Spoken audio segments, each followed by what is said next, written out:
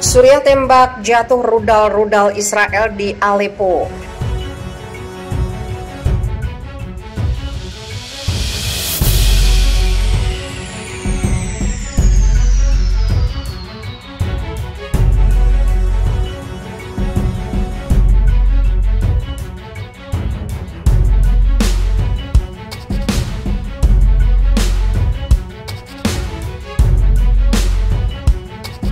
Sistem pertahanan udara Suriah dilaporkan berhasil menembak jatuh sejumlah rudal Israel di atas wilayah provinsi Aleppo. Serangan rudal Israel itu ditargetkan terhadap posisi garda revolusi Iran yang mendukung rezim Suriah dan sebuah pabrik senjata. Seperti dilansir AFP dan Reuters, Selasa 20 Juli, serangan rudal Israel itu terjadi pada Senin 19 Juli malam waktu setempat. Pada Senin 19 Juli, sekitar pukul 23.37 waktu setempat, musuh Israel melancarkan serangan udara ke arah tenggara Aleppo, menargetkan posisi-posisi di area Al-Safira. Demikian laporan kantor berita Suriah Sana News Agency yang mengutip sumber militer Suriah. Pertahanan udara kita mencegah rudal-rudal itu menembak jatuh sebagian besar rudal, imbuh laporan itu. Ditambahkan Sana News Agency bahwa dampak kerusakan akibat rudal-rudal Israel itu masih dalam penafsiran. Pasukan oposisi Suriah menyebut serangan udara itu menargetkan pangkalan garda revolusi Iran dan sebuah pabrik senjata sebagai kelanjutan atas serangan Israel terhadap aktivitas penelitian dan pengembangan militer Israel selama setahun terakhir. Pemerintah Suriah tidak pernah mengakui bahwa serangan semacam itu ditujukan pada aset-aset Iran di Suriah yang sebelumnya disebut hanya terbatas pada sejumlah penasehat militer.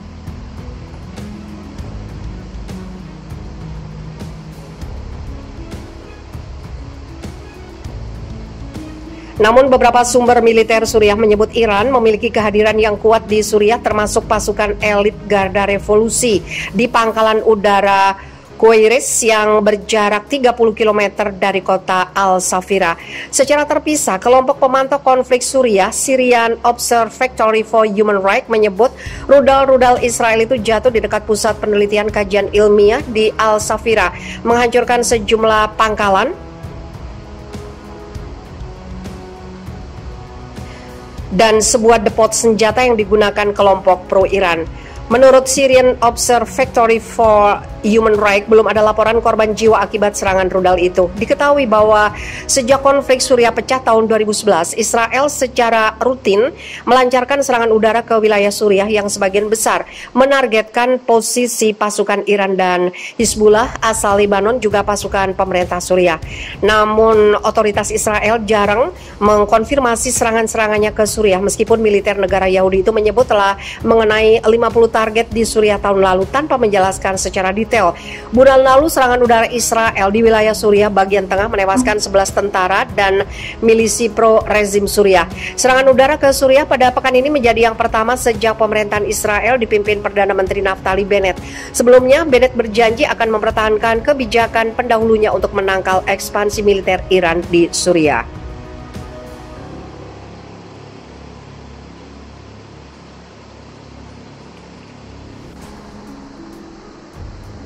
Yordania protes pembubaran jemaah Palestina di Al-Aqsa oleh tentara Israel.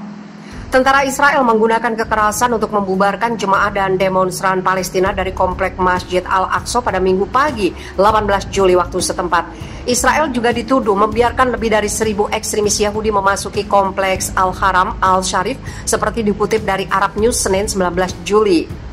Diketahui bahwa komplek Al-Haram Al-Sharif di mana Masjid Al-Aqsa berada juga dianggap sebagai situs suci oleh warga Yahudi yang menyebutnya sebagai Temple Mount dan diyakini menjadi lokasi dua kuil Yahudi pada era Alkitab. Anggota pasukan pertahanan Israel dianggap gagal menghentikan para ekstremis Yahudi untuk berdoa di situs suci itu yang melanggar perjanjian sejak lama yang melarang warga Yahudi berdoa di dalamnya. Tentara-tentara Israel juga dilaporkan menembakkan granat kejut dan gas air mata ke arah tempat suci bagi umat muslim, menyebabkan banyak jemaah yang terluka dan memicu kerusakan pada situs tersuci ketiga bagi umat muslim tersebut. Dalam tanggapannya atas pembubaran jemaah Palestina di Masjid Al-Aqsa, Kementerian Luar Negeri Yordania mengirim surat protes resmi kepada Israel. Yordania juga meminta Israel untuk menghentikan pelanggaran dan provokasi serta menghormati status quo terkait kompleks Masjid Al-Aqsa. Untuk menghentikan pelanggaran dan provokasi, menghormati status quo, sejarah dan hukum, menghormati kesucian masjid dan kebebasan beribadah, dan menghormati wewenang Departemen Wakaf Yerusalem dan urusan Masjid Al-Aqsa, kata Kementerian Luar Negeri Yordania dalam pernyataannya. Isi pernyataan Kementerian Luar Negeri Yordania untuk Israel. Wakaf Islam di Yerusalem menyebutkan bahwa gangguan itu terjadi selama pekan suci Islam menjelang perayaan Idul Adha yang berlangsung pada Selasa 20 Juli. Hari itu adalah hari suci yang mendahului kenaikan ke Arafah dan Idul Adha. Menurut kalender Yahudi, hari Minggu 18 Juli adalah hari Tis'a B'Av yang diperingati oleh warga Yahudi sebagai hari kehancuran kuil Yahudi lebih dari 2000 tahun lalu. Kuil pertama dihancurkan pada tahun 586 sebelum Masehi dan kuil kedua dihancurkan pada tahun 70 Masehi. Juru bicara Kementerian Luar Negeri Yordania, Daifala Al-Fayez, mengatakan bahwa tindakan Israel terhadap masjid merupakan pelanggaran terhadap status quo, sejarah dan hukum internasional dan kewajiban Israel sebagai kekuatan pendudukan di Yerusalem Timur. Sementara itu, Perdana Menteri Israel Naftali Bennett dalam pernyataan terpisah mengatakan bahwa warga Yahudi yang ingin naik ke kompleks suci tersebut seharusnya diizinkan melakukannya secara tertib. Tidak ada komunikasi resmi antara Israel dan Wakaf Islam Yerusalem. Raja Yordania Abdullah telah mendapat komitmen dari mantan Perdana Menteri Israel Benjamin Netanyahu di hadapan mantan Menteri Luar Negeri Amerika Serikat John Kerry pada tahun 2014 untuk menyediakan Masjid Al-Aqsa bagi umat Muslim untuk beribadah dan untuk semua orang berkunjung. Aktivitas berdoa di tempat umum oleh para ekstremis Yahudi pada Minggu 18 Juli yang dilaporkan media-media Israel melanggar kesepakatan tersebut dan dianggap sebagai pelanggaran terhadap status quo sejak pendudukan Israel pada tahun 1967. Keluarga kerajaan Hashemit yang berkuasa di Yordania adalah penjaga situs-situs suci di Yerusalem dan baik Israel atau komunitas internasional menerima ketentuan tersebut. Raja Abdullah diperkirakan akan bertemu dengan Presiden Amerika Serikat Joe Biden pada Senin 19 Juli waktu setempat dan masalah di Yerusalem kemungkinan besar akan menjadi pembahasan. Infografis 8 tips nyaman pakai masker cegah COVID-19.